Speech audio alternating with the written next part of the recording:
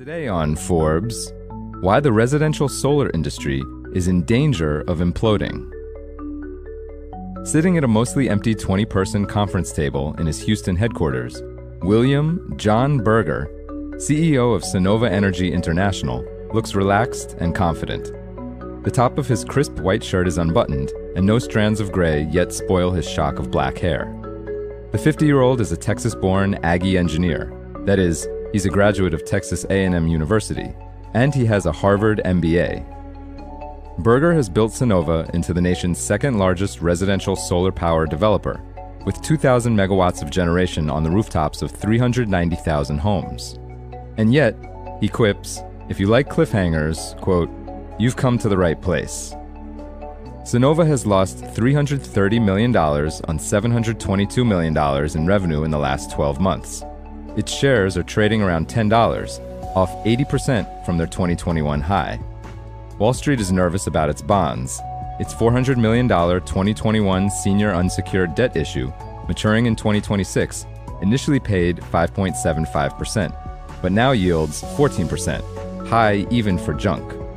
But the big test, Berger says, will come if there's a recession or difficulty raising money, which he fears more than high rates. In the worst case, he says, he could slash costs by 50%, stop seeking new business, and fire himself.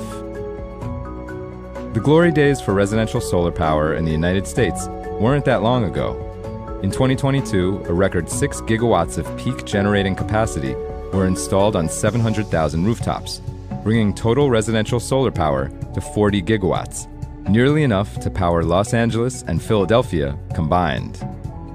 The boom was partly fueled by falling prices for solar panels and inverters as more countries, including the US, jumped in to compete against China. Topping it off, in August 2022, President Biden signed the Inflation Reduction Act, an orgy of renewable energy subsidies which boosts the solar tax credit from 26% to 30% and extended it through 2032, meaning Uncle Sam is on the hook for maybe $8 billion a year for at least a decade. Despite all this, the residential solar industry is in serious trouble. Sharply rising interest rates have sapped both growth in demand for new residential systems, which are typically financed, and the value of $21 billion in debt issued to install existing systems. High interest rates are what Sunlight Financial, a residential solar financier, blamed when it filed for bankruptcy in October. It went public in 2021 via a SPAC. 2 days after Sunlight sought Chapter 11 protection, San Francisco-based Sunrun, the largest player in residential solar, with annual revenue of $2.3 billion, said it was writing off $1.2 billion in goodwill, primarily from the $3.2 billion acquisition of the company Vivint Solar in 2020. The interest rate spike is drawing attention to other problems in an industry built not only on cheap money, but also on suspect accounting and a tax credit regime born in 2005 that has invited aggressive and in some cases fraudulent claims. Sunrun, whose stock is off 90% from its 2021 high, faces continuing pressure from short sellers who allege it has claimed inflated tax credits. As Warren Buffett famously observed, quote, "You don't find out who's been swimming naked until the tide goes out." In emailed responses to Forbes, Sunrun defended all its practices as proper.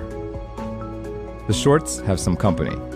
One industry whistleblower has told the IRS that inflated tax credit claims are endemic across the residential solar industry. The IRS isn't talking, but the whistleblower's attorney believes the agency is still investigating the man's claims, which could eventually earn him a fat reward of 15 to 30% of any funds recovered.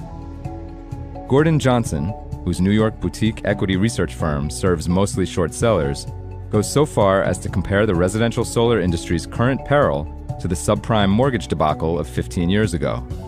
He says, quote, "It's a debt Ponzi. They perpetually issue more debt to fund these projects that don't generate the cash they say." For full coverage, check out Christopher Hellman's piece on Forbes.com. You can also find this story in the October-November issue of Forbes magazine. This is Kieran Meadows from Forbes. Thanks for tuning in.